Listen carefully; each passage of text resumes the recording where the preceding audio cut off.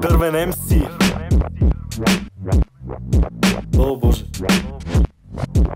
Не съм гей, а ти гей ли си?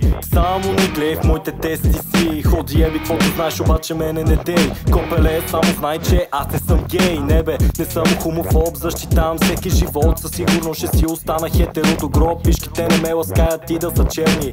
И ако ти си гей, лапай ги, изчезвай, разбирам. Не сте педераси, просто предпочитате пасивно някой газа да ви накваси. Искам те щастлив и живота си живей. Като си легнеш мисълта, че Дървен МС не е гей. Четвъртък сте жени, а събота сте мъже. Закона дава ви право да сте такива, каквито сте. И няма проблем, щом ти си самичка и харесва жени. За теб ще стане лесбийка. Дъщеря ти иска да си сменя пола, а не може сама да си избърше сопола. Проблемът е решен, всички да са щастливи и просто да остави да ни управляват скариди. Дървен МС, радетел на правата на човека, за да не ревете, клечете на чушкопека. Занимавайте се с нещо, което дава ви отека. Не ни занимавайте дали сте гей, бе, да го еба.